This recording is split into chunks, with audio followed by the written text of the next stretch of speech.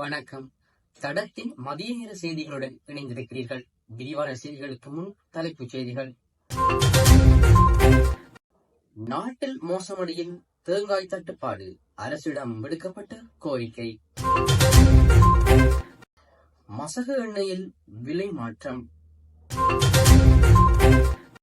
நாடாளுமன்ற உறுப்பினர் அர்ச்சனாவுக்கு எதிராக நீதிமன்றம் விடுத்த அதிரடி உத்தரவு.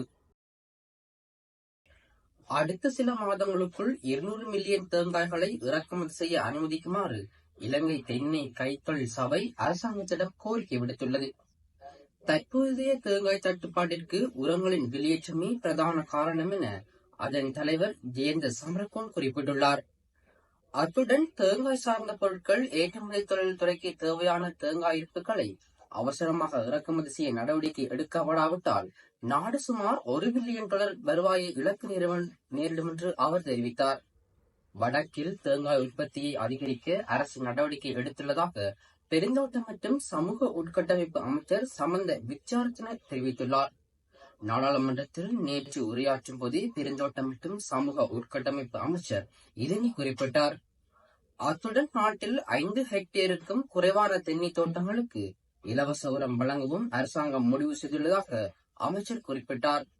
மேலும் ரஷ்யாவிலிருந்து பெறப்பட்ட 55,000 மெட்ரிக் டன் உரத்தில் 27,500 மெட்ரிக் டன் உரத்தை தேங்காய் பயிர் செய்கைக்காக ஒதுக்க முடிவு செய்யப்பட்டுள்ளதாகவும் அமைச்சர் தெரிவித்தார். சர்வதேச சந்தையில் மசகு எண்ணெயின் விலையில் இன்று சற்று வீழ்ச்சி கண்டுள்ளது.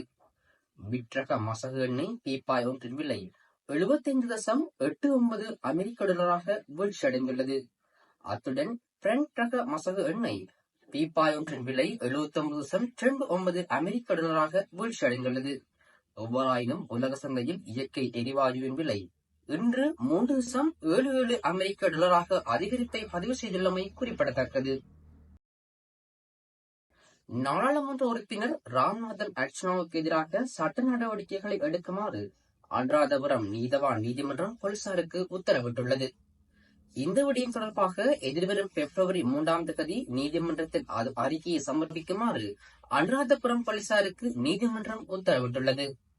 அனுராதபுரம் பகுதியில் போக்குவரத்து போலீசாரின் கடமைகளுக்கு இடையூறு விளைவிக்கும் வகையில் செயல்பட்டதாக நாடாளுமன்ற உறுப்பினர் அர்ச்சனாவுக்கு எதிராக போலீசார் விசாரணைகளை ஆரம்பித்துள்ளதோடு இது தொடர்பாக அனுராதபுரம் போலீசார் நீதிமன்றத்தில் ஆதாரங்களை சமர்ப்பித்தனர்.